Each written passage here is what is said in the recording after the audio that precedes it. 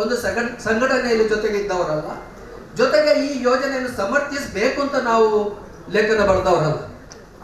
ನಾವು ಬರೀಲಿಕ್ಕೆ ಬಹುಮುಖ್ಯ ಕಾರಣ ಏನು ಅಂತ ಹೇಳಿದ್ರೆ, ಲೇಖನದ ವಿರುದ್ಧ ಈ ಯೋಜನೆಗಳ ವಿರುದ್ಧ ಮಾಧ್ಯಮದಲ್ಲಿ ವಿರೋಧ ಪಕ್ಷಗಳು ಮತ್ತೆ ವಿದ್ವಾಂಸರು ಕೂಡ ಮಾಡುವ ಕಟು ಟೀಕೆಗಳನ್ನು ಅಲ್ಲಗೆಳೆಯ ಉದ್ದೇಶದಿಂದ ನಾವು ಬರೆದ ಲೇಖನಗಳು. ಬಹುಮುಖ್ಯವಾಗಿ ಆಗ ಪ್ರಚಾರದಲ್ಲಿದ್ದ ಟೀಕೆ ಏನಿತ್ತು ಅಂತ ಹೇಳಿದ್ರೆ, ಉಚಿತ ಯೋಜನೆ ಕೊಡುವುದು ಸರಿ ಅಂತೇಳಿ, ಇದನ್ನೆಲ್ಲ ಉಚಿತ ಉಚಿತ ಅಂತ ಹೇಳ್ತಾ ಇದ್ರು. ಒಂದು. ಎರಡನೇದು, ಉಚಿತ ಕೊಡೋದ್ರಿಂದ ನಮ್ಮ ರಾಜ್ಯದ ಹಣಕಾಸು ಸ್ಥಿತಿ ಬಿಗಡಾಯಿಸುವುದಿಲ್ವ ಅಂತ ಹೇಳೋದು ಎರಡನೇ ಪ್ರಶ್ನೆ, ದೊಡ್ಡ ಚರ್ಚೆಯಲ್ಲಿತ್ತು. ಮೂರನೇದ್ದು, ಇದಕ್ಕೂ ಅಭಿವೃದ್ಧಿಗೆ ಏನು ಸಂಬಂಧ ಇದೆ ಅಂತ ಹೇಳಿ ಪ್ರಧಾನಮಂತ್ರಿಯವರು ಇದನ್ನೊಂದು ರೇವಡಿ ಕಲ್ಚರ್ ಅಂತ ಹೇಳಿದ್ರು. ಅಭಿವೃದ್ಧಿ ಆಗಬೇಕಾದ್ರೆ ಎಂತ ಯೋಜನೆ ಜಾರಿಗೊಳಿಸಬೇಕು ಅಂತ ಹೇಳಿದ್ರೆ, ಚತುಷ್ಪಥ ರಸ್ತೆ ಮಾಡಬೇಕು, ಏರ್ಪೋರ್ಟ್ ಕಟ್ಟಬೇಕು, ದೊಡ್ಡ ದೊಡ್ಡ ಇನ್ಫ್ರಾಸ್ಟ್ರಕ್ಚರ್ ಇನ್ವೆಸ್ಟ್ ಮಾಡಬೇಕು. ಅದರ ಬದಲು ನೇರವಾಗಿ ಜನರಿಗೆ ತಲುಪುವಂತ ಯೋಜನೆ ಕೊಟ್ಟರೆ ಅಭಿವೃದ್ಧಿ ಆಗುದಿಲ್ಲ ಅಂತ ಹೇಳುವ ಒಂದು ಮಾತನ್ನು ಪ್ರಧಾನಿ ಅವರು ಹೇಳಿದ್ರು. RBI ಅದರ ಮೇಲೆ ಒಂದು ಸ್ಟಡಿ ಗ್ರೂಪ್ ಕೂಡ ಸ್ಟಡಿ ಮಾಡಿತ್ತು, ಇದರಿಂದ ಹೇಗೆ ರಾಜ್ಯಗಳ ಹಣಕಾಸು ಸ್ಥಿತಿ ಬಿಗಡಾಯಿಸ್ತದೆ ಅಂತ ಹೇಳುವ ಅಧ್ಯಯನ ಮಾಡಲಿಕ್ಕೋಸ್ಕರ. ಸೊ ಇದು ಎರಡನೇ ಪ್ರಶ್ನೆ. ಮೂರನೇದ್ದು, ಅಭಿವೃದ್ಧಿಗೂ ಇದಕ್ಕೆ ಏನು ಸಂಬಂಧ ಇದೆ ಅಂತೇಳಿ. ಈ ಮೂರು ಪ್ರಶ್ನೆಗಳಿಗೆ ಉತ್ತರ ಕೊಡುವ ಉದ್ದೇಶ ಅಂದ್ರೆ ನಾವೆಲ್ಲ ಸೇರಿ ಮಾಡಿದಲ್ಲ, ಒಂದು ಪ್ರತಿರೋಧವಾಗಿ ಮತ್ತೆ ಈ ಯೋಜನೆಯನ್ನು ಸಮರ್ಥಿಸುವ ದೃಷ್ಟಿಯಿಂದ ಈ ಲೇಖನಗಳನ್ನು ಬರೆದಿದ್ದೇವೆ. ಆ ಲೇಖನಗಳ ಸಂಘವೇ ಇದು. ಫಸ್ಟಿಗೆ ಎತ್ತಿಕೊಳ್ಬೇಕಾದ್ದೇನು ಅಂತ ಹೇಳಿದ್ರೆ, ಇದೊಂದು ಉಚಿತ ಅಲ್ಲ. ಉಚಿತ ಅಲ್ಲ ಯಾಕೆ ಅಂತ ಹೇಳಿದ್ರೆ, ಒಂದು 2-3 ಕಾರಣ ಕೊಡಬಹುದು. ರಾಜ್ಯ ಮತ್ತು ಕೇಂದ್ರ ಸರ್ಕಾರಗಳು ಇವತ್ತು ಸಂಗ್ರಹ ಮಾಡುವ ತೆರಿಗೆಯಲ್ಲಿ ಪ್ರತಿ 100 ರೂಪಾಯಿ ತೆರಿಗೆಯಲ್ಲಿ, ನಾನು ರಾಜ್ಯದ್ದು ಕೇಂದ್ರದ ಒಟ್ಟು 100 ರೂಪಾಯಿ ತೆರಿಗೆಯಲ್ಲಿ 35% ಡೈರೆಕ್ಟ್ ಟ್ಯಾಕ್ಸ್ ಇಂದ ಬಂದ್ರೆ 65% ಕೂಡ ಇಂಡೈರೆಕ್ಟ್ ಟ್ಯಾಕ್ಸ್ ಇಂದ ಬರ್ತಾ ಇದೆ. ಡೈರೆಕ್ಟ್ ಟ್ಯಾಕ್ಸ್ ನೇರ ತೆರಿಗೆ ಆದಾಯದ ಮೇಲೆ, ಕಾರ್ಪೊರೇಟ್ ಟ್ಯಾಕ್ಸ್ ಮೇಲೆ ಇರ್ತದೆ. ಅಂದ್ರೆ ಆದಾಯ ಇದ್ದವರು ಅನುಕೂಲಸ್ಥರು ಕಟ್ಟುವ ತೆರಿಗೆ ಅಂತ ಹೇಳ್ಬೋದು. ಪರೋಕ್ಷ ತೆರಿಗೆ ಅದನ್ನು ಊಟಕ್ಕಿದ್ದವರು ಇಲ್ಲದವರು ಎಲ್ಲರೂ ಕಟ್ತಾ ಇದ್ದಾರೆ. ಅಂದರೆ ಸರ್ಕಾರಗಳು ಸಂಗ್ರಹ ಮಾಡುವ ಪ್ರತಿ 100 ರೂಪಾಯಲ್ಲಿ 35 ರೂಪಾಯಿ ಅನುಕೂಲಸ್ಥರಿಂದ ಬಂದ್ರೆ 65 ರೂಪಾಯಿ ಕೂಡ ಅನನುಕೂಲಸ್ಥರಿಂದ ಬರ್ತಾ ಇದ್ದಾರೆ. ಸೊ ಹಾಗಾಗಿ ಅದರಲ್ಲೊಂದು 15 ರೂಪಾಯಿನ ಅವರಿಗೆ ಹಿಂದೆ ಕೊಡುವುದು ಉಚಿತ ಹೇಗಾಗ್ತದೆ? ಇದು ಆ ರೀತಿ ತೆರಿಗೆ ಸಂದಾಯ ಮಾಡುವವರಿಗೆ ಒಂದು ಅವಮಾನ ಅಂತ ಹೇಳುದು ಒಂದು.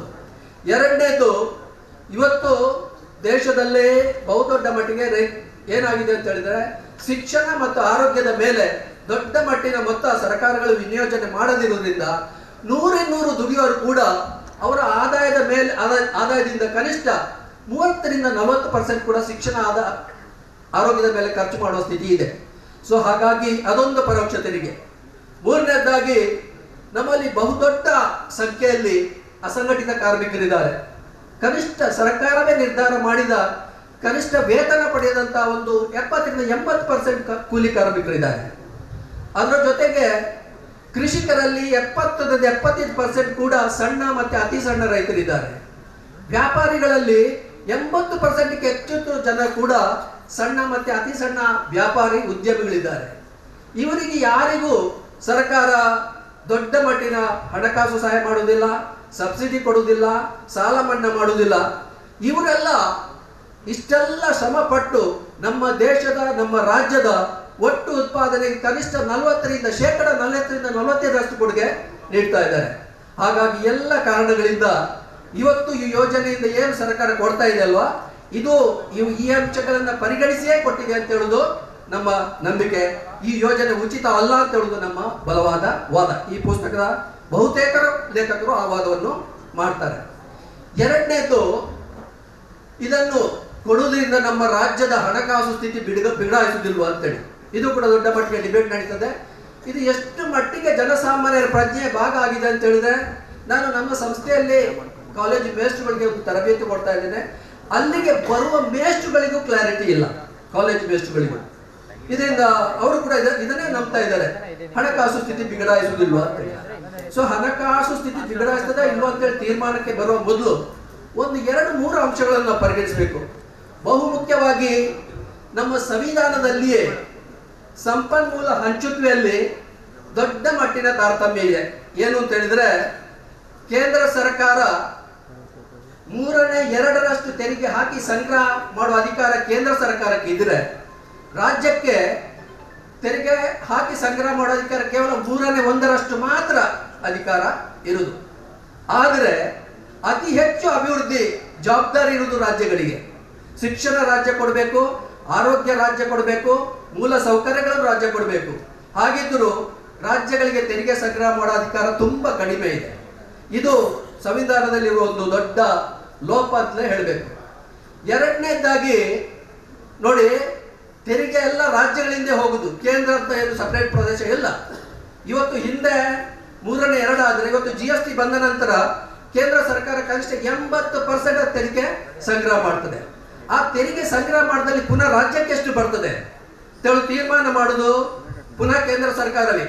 ಅದು 5 ವರ್ಷಕ್ಕೊಮ್ಮೆ ಒಂದು ಸೆಂಟ್ರಲ್ ಫಿನಾನ್ಸ್ ಕಮಿಷನ್ ಅಂದ್ರೆ ಕೇಂದ್ರ ಸರ್ಕಾರವೇ ಒಂದು ಹಣಕಾಸು ಸಮಿತಿ ನೇಮಕ ಮಾಡ್ತದೆ. ಸೊ ಆ ಹಣಕಾಸು ಸಮಿತಿ ಕೇಂದ್ರ ಮತ್ತು ರಾಜ್ಯ ಎಷ್ಟು ಹಂಚಿಕೊಳ್ಬೇಕು, ಮತ್ತೆ ಪ್ರತಿ ರಾಜ್ಯದ ಪಾಲು ಎಷ್ಟು ಅಂತ ಹೇಳುವುದನ್ನು ಹಣಕಾಸು ಸಮಿತಿ, ಕೇಂದ್ರದ ಹಣಕಾಸು ಸಮಿತಿ ಸೆಸ್ ಅಂದರೆ ಒಂದು ತೆರಿಗೆ ಸಂಗ್ರಹದಲ್ಲಿ ಮೂಲ ತೆರಿಗೆ ಮತ್ತು ಸೆಸ್ ಅಂಡ್ ಸರ್ಚಾರ್ಜ್ ಅಂತ ಎರಡು ಇದೆ. ಸೆಸ್ ಮತ್ತೆ ಸರ್ಚಾರ್ಜ್ಗಳು ರಾಜ್ಯದಲ್ಲಿ ಹಂಚಿಕೊಳ್ಳುವ ಅಗತ್ಯ ಇಲ್ಲ, ಬಟ್ ಮೂಲ ತೆರಿಗೆಯನ್ನು ಮಾತ್ರ ರಾಜ್ಯದೊಳಗೆ ಹಂಚಿಕೊಳ್ಬೇಕು. ಅಂತ ಸಂದರ್ಭದಲ್ಲಿ ಕೇಂದ್ರ ಸರ್ಕಾರ ಏನ್ ಮಾಡಿತು ಅಂತ ಹೇಳಿದರೆ, ಮೂಲ ತೆರಿಗೆಯನ್ನು ಯಥಾರೂಪದಲ್ಲಿ ಇಟ್ಕೊಂಡು ರಾಜ್ಯಗಳೊಂದಿಗೆ ಹಂಚಿಕೊಳ್ಳದಿರುವ ಸೆಸ್ ಮತ್ತೆ ಸರ್ಚಾರ್ಜ್ ಅನ್ನು ಏರಿಸ್ತಾ ಹೋಯ್ತು.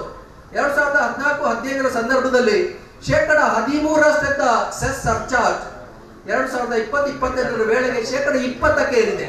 ಅಂದ್ರೆ ಕೇಂದ್ರ ಹಂಚಿಕೊಳ್ಬೇಕಾದ ಮೊತ್ತ 90% 80% ಇಳಿಯಿತು. ಹಾಗಾಗಿ 14ನೇ ಹಣಕಾಸಿನ ಶಿಫಾರಸು 42%ಗೆ ಹೋಗಲೇ ಇಲ್ಲ, ಅದು ಪುನಃ 32%ಕ್ಕೆ ಸೀಮಿತ ಆಗಿದೆ. 15ನೇ ಹಣಕಾಸು ಸಮಿತಿಯಲ್ಲಿ ಪುನಃ ಏನಾಗಿದೆ, 2011 ಜನಸಂಖ್ಯೆ ಬಳಸಿದ್ರಿಂದ ಮಾನದಂಡ ಬಳಸಿರುವ ಕಾರಣ ಯಾವ ರಾಜ್ಯದ ಜನಸಂಖ್ಯೆ ಜಾಸ್ತಿ ಇದೆ, ಯಾವ ರಾಜ್ಯ ಅತಿ ಹೆಚ್ಚು ಹಿಂದುಳಿದಿದೆ, ಮತ್ತೆ ಯಾವ ರಾಜ್ಯದ ವಿಸ್ತೀರ್ಣ ಜಾಸ್ತಿ ಇದೆ ಅವರಿಗೆ ಕೇಂದ್ರದ ಪಾಲು ಅತಿ ಹೆಚ್ಚು ಹೋಗುವುದು ಎಂದು ತೀರ್ಮಾನ ಆಯಿತು. ಸೊ ಇದರಿಂದಾಗಿ ಕೇಂದ್ರ ಹಂಚುವ ತೆರಿಗೆಯಲ್ಲಿ ಪ್ರತಿ 100 ರೂಪಾಯಿಯಲ್ಲಿ ಉತ್ತರ ಪ್ರದೇಶ 17 ರೂಪಾಯಿಗಿಂತಲೂ ಹೆಚ್ಚು ಪಡೆದರೆ, ಬಿಹಾರ 10 ರೂಪಾಯಿ ಪಡೆದರೆ, ಕರ್ನಾಟಕ ರಾಜ್ಯ ಕೇವಲ 3.5 ರೂಪಾಯಿ ಪಡೆಯಿತು 15ನೇ ಹಣಕಾಸು ಶಿಫಾರಸಿಂದ. ಇದೆಲ್ಲ ಏನು ಮಾಡ್ತದೆ ಅಂತೇಳಿ ಒಂದು ಕಡೆ ನಾವು ತೆರಿಗೆ ಕಟ್ತಾ ಇದ್ದೇವೆ, ಅದೆಲ್ಲವೂ ಬೇರೆ ರಾಜ್ಯಗಳ ಅಭಿವೃದ್ಧಿಗೆ ಹೋಗ್ತಾ ಇದ್ದಾಗ ನಮ್ಮ ರಾಜ್ಯ ದೊಡ್ಡ ಮಟ್ಟಿಗೆ ಸಾಲ ಮಾಡುವ ಸ್ಥಿತಿಗೆ ನಿರ್ಮಾಣ ಆಗ್ತದೆ. ಇದು ಅರ್ಥ ಆಗಿದ್ರೆ ನಾವು ರಾಜ್ಯದ ಹಣಕಾಸು ಸ್ಥಿತಿ ಬಗ್ಗೆ ಮಾತಾಡಲಿಕ್ಕೆ ಸಾಧ್ಯ ಇಲ್ಲ. ಇಷ್ಟೆಲ್ಲ ಇತಿಮಿತಿಗಳ ನಡುವೆ ಕೂಡ ರಾಜ್ಯದ ಹಣಕಾಸು ಸ್ಥಿತಿ ಬಿಗಡಾಯಿಸಿದೆ ಅಂತ ಹೇಳುವ ತೀರ್ಮಾನಕ್ಕೆ ಬರಬೇಕು ಅಂತ ಆದರೆ ಕೆಲವು ಮಾನದಂಡಗಳು ಬೇಕು. ಅದನ್ನು ಕೇಂದ್ರವೂ ಮಾಡಿದೆ, ರಾಜ್ಯ ಸರ್ಕಾರವೂ ಹೊಂದಿದೆ. 2002 ಕರ್ನಾಟಕದ ಫಿಸ್ಕಲ್ ರೆಸ್ಪಾನ್ಸಿಬಿಲಿಟಿ ಅಂದ್ರೆ ರಾಜ್ಯದ ಸಾಲ ಎಷ್ಟಿರಬೇಕು, ರಾಜ್ಯದ ನಿರ್ದಿಷ್ಟ ವರ್ಷದ ಸಾಲ ಎಷ್ಟಿರಬೇಕು, ಮತ್ತೆ ರೆವಿನ್ಯೂ ಡಿಫಿಷಿಯಂಟ್ ಎಷ್ಟಿರಬೇಕು ಅಂತ ಹೇಳೋದನ್ನು ಈ ಫಿಸ್ಕಲ್ ರೆಸ್ಪಾನ್ಸಿಬಿಲಿಟಿ ಆಕ್ಟ್ ಹೇಳ್ತದೆ. ಅದರ ಪ್ರಕಾರ ನಮ್ಮ ರಾಜ್ಯದ ಒಟ್ಟು ಸಾಲ ನಮ್ಮ GDPಯ 25% ಮೀರಬಾರದು ಅಂತಿದೆ. ನಮ್ಮ ಒಂದು ನಿರ್ದಿಷ್ಟ ವರ್ಷದ ಸಾಲ ನಮ್ಮ GDPಯ 3% ಮೀರಬಾರದು ಅಂತ ಇದೆ. ನಮ್ಮ ರೆವಿನ್ಯೂ ಡಿಫಿಷಿಯಂಟ್ 1% ಮೀರಬಾರದು ಅಂತಿದೆ. ಇದು ಎರಡೂ ಕೂಡ, ಈ 3 ಮಾನದಂಡಗಳು ಕೂಡ ಈ ಗ್ಯಾರಂಟಿ ಘೋಷಣೆ ಆದ ನಂತರ ಎಲ್ಲಿಯೂ ಮೀರಿಲ್ಲ. ಮೊದಲ ವರ್ಷದಲ್ಲೂ ಮೀರಿಲ್ಲ, ಈ ವರ್ಷನೂ ಮೀರಿಲ್ಲ.